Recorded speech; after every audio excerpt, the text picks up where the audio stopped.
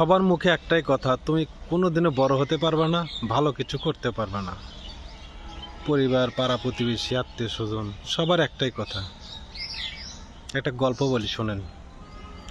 এক ব্যক্তির হাতি দেখার অনেক ইচ্ছা, সে কাছে থেকে হাতি দেখবে, কিন্তু সে হাতি পাবে কোথায়? তো একদিন খোঁজ পাইলো যে তার পাশের এলাকায় সার্কাস হচ্ছে, সেখানে হাতি আছে। সে হাতি দেখার জন্য অলরেডি চলে গেছে।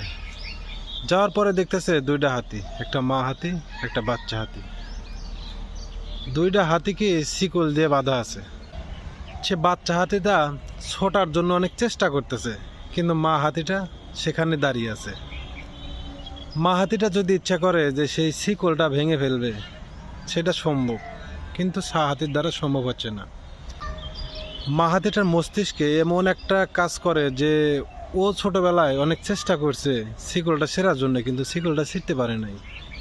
এখন বড় হয়েছে, হিষ্টপিষ্ট, মোটা, অনেক শক্তিশালী, কিন্তু তার মনের ভিতরে একটাই ধারণা যে আমি ছোটবেলা থেকে অনেক টানা হেঁচড়া করার পরও আমি সেই শিকলটা ছিঁড়তে পারি নাই। এখনো বুঝি সেই শিকলটা ছিঁড়তে পারবো না। সেই জন্যে সে আর শিকলটা ছেঁড়ার জন্য কোনো চেষ্টা করে না। এইদিকে বাচ্চা হাতি শিকলটা ছেঁড়ার জন্য অনেক চেষ্টা করেই যাচ্ছে।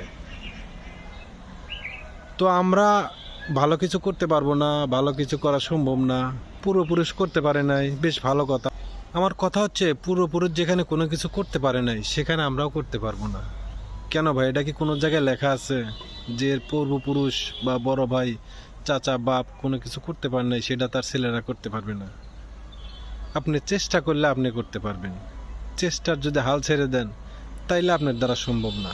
আর আপনি যদি চেষ্টা করে যান, তাইলে অবশ্যই পারবেন। শেষ বয়সে হলেও পারবেন, ইনশাল্লাহ।